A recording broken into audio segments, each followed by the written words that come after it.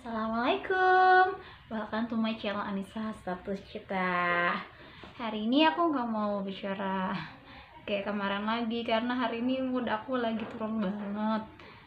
Hari ini aku mau cerita apa? Hari ini kontennya sharing-sharing aja, jadi bener-bener pure sharing cerita tentang aku. Oke? Aku kemarin cerita tentang ciri-ciri bipolar dan aku sekarang mau cerita tentang fase depresi bipolar aku kayak gimana. Aku pernah depresi itu di tahun 2015, 2016 aku masih depresi sekitar 2 tahunan kayak gitu. Itu prosesnya lama banget. Tahun 2017 aku baru bisa bekerja lagi di Jakarta dan bisa normal lagi hidup seperti biasa. 2015, 2016 sebenarnya sempat aku sembuh tapi kambuh lagi karena emang aku nggak minum obat. Itu karenanya. For information aja ya, kalau misalkan bipolar itu dari diagnosa itu harusnya minum obat secara teratur biar kamu nggak kambuh lagi gitu. Nah, aku mau ceritain fase depresi aku dulu tuh kayak gimana gitu. Di tahun 2015-an awalnya aku tuh abis pasca aku resign dari Jakarta itu aku memilih pengen bekerja di kota aku di Subang. Aku udah mencoba masuk ke beberapa perusahaan di Subang dan alhamdulillah cepet banget masuknya. Aku keterima, tapi sayangnya aku tuh kayak raga, jiwa gitu kosong, tapi badan aku tuh masih bisa berdiri, masih bisa jalan gitu. Jadi aku tuh ngerasa bahwa aku hidup, tapi pikiran aku tuh kosong banget gitu. Nah, pas aku kerja itu aku emang udah kerja gitu pertama kali nggak langsung dikasih job desk yang banyak gitu. Jadi job desknya masih yang ya cuman beres-beres doang, ya cuman yang beresin data kayak gitu. Nah, itu aku jadi lebih banyak ngelamunnya. Aku ngerasa kok aku blank banget gitu. Apa mungkin tempat kerjaannya, aku pindah lagi ke tempat kerja yang baru, mungkin selepas dari situ, aku selepas keluar dari pekerjaan yang pertama itu baru 1 hari 2 hari kalau nggak salah aku kerja, aku keluar lagi karena merasa jiwa aku tuh kosong banget gitu. Di rumah juga diem aja kayak gitu, sampai orang tua aku, mama aku nanya, kamu kenapa kok Nis diem aja gitu, kerja enggak, apa enggak, nggak pengen ngomong, nggak pengen apa. Pokoknya ya ceritanya kalau lagi depresi itu aku waktu itu pertama awal sama sekali nggak mau ngomong apapun, nggak mau, diem aja. Jadi kita tuh diem kayak patung kayak ini gitu, diem terus ya tatapan mata tuh kosong banget. Pokoknya orang kalau ngeliat aku tuh kayak pokoknya udah kayak orang mati aja gitu, kayak mayat hidup gitu, tapi aku masih hidup gitu. Dan kondisi aku, pikiran aku tuh emang udah kemana-mana, jadi kayak blank gitu. Nah, aku ceritanya udah keluar dari pekerjaan itu, aku sempat di rumah dulu. Setelah aku agak berpikir lagi, masih bisa mikir tuh, aku masih belum parah banget, masih bisa mikir, kayaknya aku harus kerja lagi deh, kayaknya aku harus ada kegiatan lagi. Aku kerja lagi, aku udah bisa diterima kerja lagi, kejadian yang sama terulang kembali gitu. Aku ada bagian part ada jalan-jalannya gitu ya kerjanya, jadi gitu ngontrol gitu guys. Jadi aku kemarin tuh kebagian ngontrol dari, aku kerja di bidang garment gitu, PMA, perusahaan modal asing Korea gitu, kebanyakan di Subang itu. Nah, jadi kebagian aku kemarin kemarin itu kebagian kontrol apa ya. Jadi aku tuh kayak jalan dari satu line ke line yang sini tuh jauh banget gitu, dan aku ngerasa pas jalan itu aku kok jalan tapi kayak ngerasa nggak nampak gitu. Hantu bukan, nggak kayak gitu.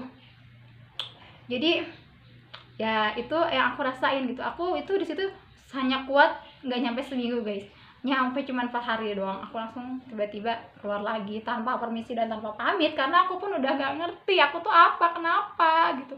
Pas udah gitu aku di rumah lagi gitu kan, di rumah lagi tambah parah lagi. Di rumah ngerasa nggak nyaman ketemu banyak orang, karena di rumah aku tuh ada mama, ada papa, ada adik-adik juga. Aku ngerasa nggak nyaman ngedenger orang ngomong, ngedenger ada aktivitas gitu. Aku pengen sendiri banget gitu. Makanya aku memutuskan ke rumah kosong di nenek aku tinggalnya sendirian, dan aku pikir itu tempat yang nyaman dan aman untuk aku menenangkan diri gitu. Aku bilang aku pengen ke sana. Oke, aku pindah ke sana, ke rumah nenek aku yang sendiri. Dan kebetulan nenek aku juga jarang ada di rumah, jadi aku emang pure bener-bener sendiri di kamar gitu. Dan di situ aku malah tambah parah banget gitu, karena aku bener-bener gak mau ketemu orang. Ada temen aku ya yang nengok juga, aku aduh jangan deh, Mama aku bilang dulu, kamu mau ketemu nggak sama teman aku kayak gitu. Enggak deh, jangan dulu, aku nggak mau ketemu, aku nggak mau ketemu sama siapapun. Aku nggak bilang apa-apa, tapi mama aku ngerti gitu kalau aku tuh nggak mau ketemu sama siapapun. Terus udah gitu ada juga sih sempat waktu guru jaga perpustakaan di SMA dulu, katanya dengar aku sakit dan kebetulan satu daerah ya sama rumah aku, satu kampung kayak gitu. Dia nengok aku, dia ngeliat aku, kamu harus banyak kegiatan Neng, kamu mau bikin ini aja sulam apa gitu. Kamu sakit apa? Ketika ditanya itu ya guys, aku tuh nggak bisa ngomong apa-apa. Aku tuh cuman keluarnya apa, air mata. Aku tuh pengen ngomong, cuman apa ya, ditanya kan, Neng sakitnya di mana gitu, sakitnya di mana. Aku tuh pengen ngomong, aku tuh ngerasa gini gitu, aku pengen ngomong, cuman kayak mulut tuh kekunci banget gitu, dan aku lemes banget gitu. Itu ceritanya waktu depresinya parah-parahnya itu, setelah aku udah beberapa kali resign dari perusahaan gitu, aku udah kabur kayak gitu, aku langsung down drop banget dan gak ada kegiatan sama sekali. Dan di rumah pun aku nggak dituntut buat kerjaan rumah kayak apa gitu, nggak ada kerjaan apapun, jadi aku benar-benar nggak ada aktivitas sama sekali. Dan aku ngerasa ya pikirannya kosong kemana-mana, dan di situ aku benar-benar ngerasa aku udah hilang harapan, aku udah nggak tahu harus kayak gimana lagi, aku udah pesimis, udah putus asa, rasanya aku nggak mau hidup lagi, rasanya aku udah nggak tahu gimana caranya aku ngelanjutin hidup lagi. Karena kenapa? Karena pas manik kemarin aku udah ngeberantakin semuanya, karena kemarin aku mengambil keputusan yang emang nggak realistis banget gitu buat aku gitu, dan itu merugikan aku gitu. Aku sekarang jadi nggak ada kegiatan, nggak kerja, nggak kuliah, terus aku mau ngapain di rumah gitu.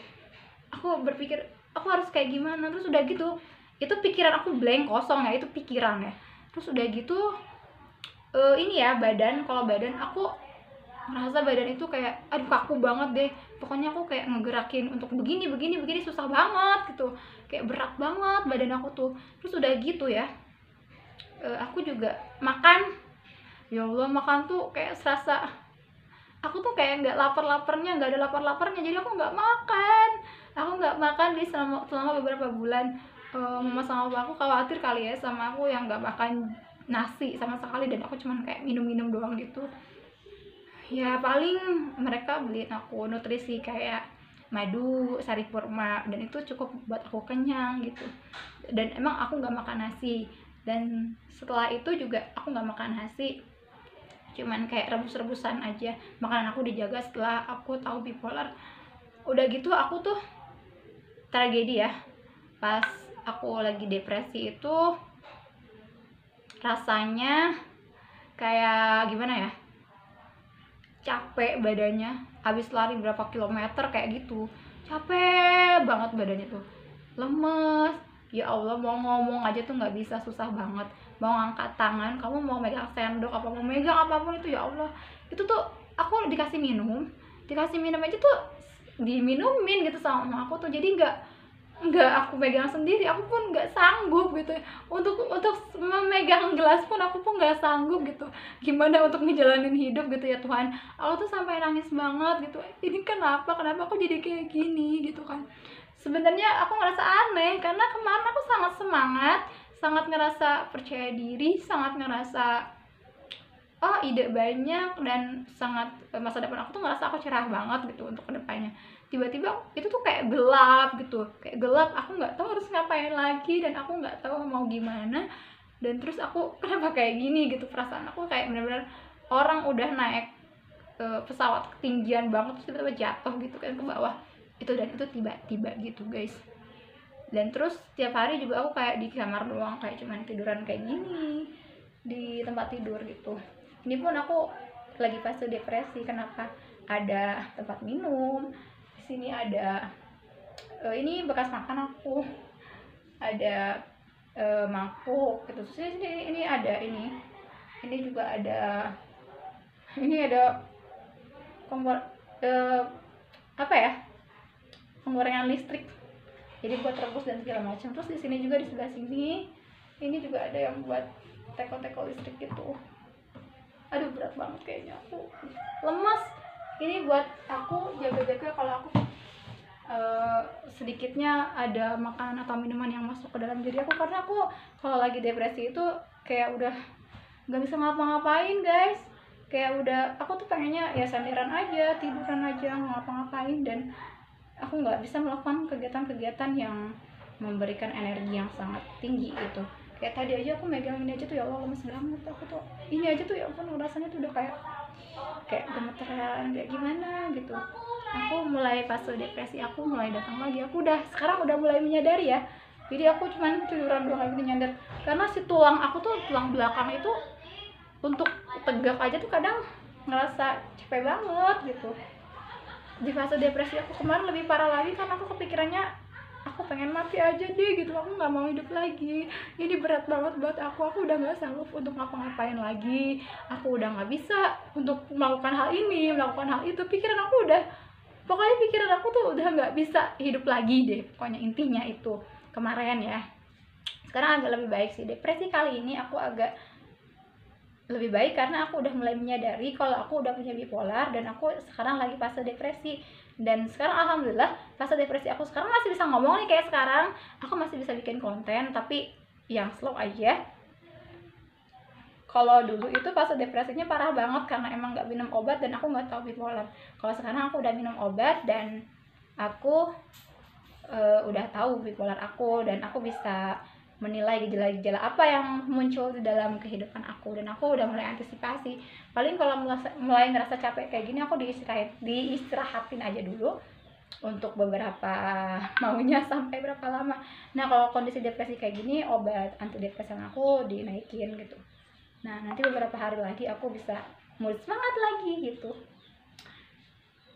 Ini juga di belakang aku tuh ada obat obat aku ini ada di Five.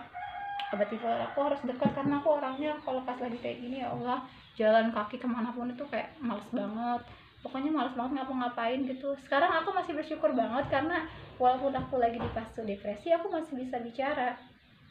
Kalau ditanya saat ini rasanya kayak gimana, saat ini tuh rasanya kosong, nggak tahu, sedih banget gitu, sedih, nggak tahu apa yang membuat aku sedih. Dan kali ini juga aku bikin konten pengennya pakai baju hitam-hitam kayak gitu karena aku emang lagi sedih banget, kayak ada yang meninggal gitu. Sedihnya itu kayak ditinggal yang meninggal, mungkin bisa jadi gitu. Sampai aku udah nggak sanggup untuk nangis lagi, aku cuma ngerasain aja. Terus aku tuh lemes banget, aku nggak mau makan. Tadi makan sedikit, aku paksain karena aku tahu ini gejala aku depresi gitu, aku tetap harus hidup gitu. Hari keesokannya masih ada lembar-lembar kehidupan aku lagi gitu. Aku masih berpikir seperti itu sekarang. Kalau sekarang pola pikir aku lebih diperbaiki lagi, tapi aku nggak bisa bohongin kalau aku lagi ngalamin fase depresi ini saat ini. Jadi apa yang dirasain sih pada saat fase depresi ya kayak gini, aku lemes, aku ngerasa sedih, aku ngerasa hampa, aku ngerasa bahwa udah nggak ada harapan lagi hidup, aku ngerasa bahwa aku nggak tahu harus ngapain dan kadang kalau lagi depresi, setiap orang beda-beda sih ya. Kalau aku sih tremor, jadi itu kaki aku tuh udah tremor banget, kaki, tangan gitu udah sering tremor kayak gitu kalau pas depresi kayak gitu.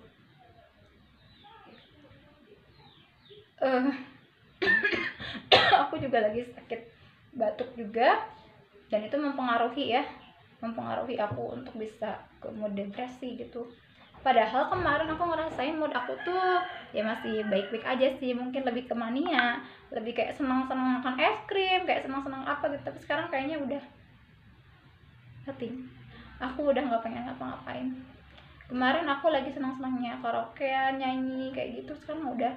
Pas tadi aku cobain karaokean, nothing, nggak ada perasaan apa-apa, semuanya itu hambar, semuanya jadi seperti yang aku bilang bahwa hobi apapun yang aku lakukan gitu, kayak aku nge-YouTube kayak apa gitu, edit video kayak gini, ini masih mending sih, aku masih punya kekuatan untuk bisa ngomong, bikin konten walaupun kontennya nggak jelas. Aku cuma pengen mengeluarkan apa yang ada di dalam diri aku aja supaya pikiran negatif aku tuh teralihkan gitu. Aku cuma cari cara bagaimana aku bisa survive, bagaimana aku bisa bertahan dari perasaan kayak gini. Kalau teman-teman yang lain lebih parah, mungkin karena usianya masih belasan, mungkin ada yang sampai, aku sering banget tengah malam di telepon sama teman-teman dari grup bipolar care gitu. Mereka juga sama punya bipolar, dan mereka kadang pas kambuh depresinya itu sampai self harm gitu, dia sampai ngelukain tangannya kayak gitu, sampai disilat-silat kayak gitu. Kalau aku sih bukan tipe self harm ya, karena aku orangnya takutan, sama darah aja takut. Aku tipikal orang yang lemes aja.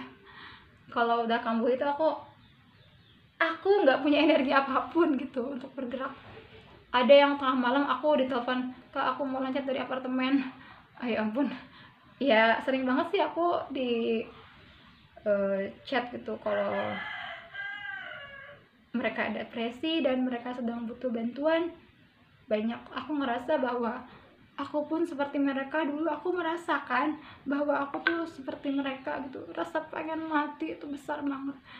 Dan aku sadar itu bukan diri aku yang pengen mati, tapi ada seseorang yang pengen menyuruh aku mati.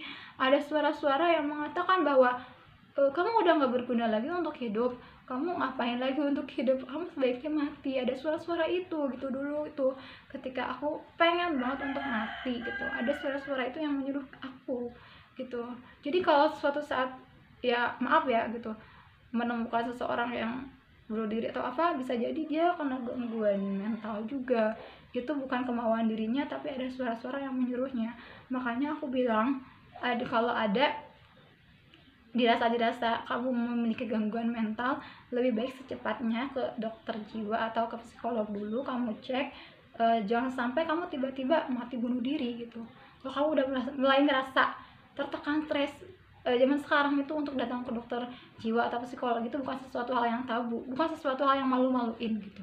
Justru kamu itu sadar dan aware sama kesehatan mental kamu. Oke?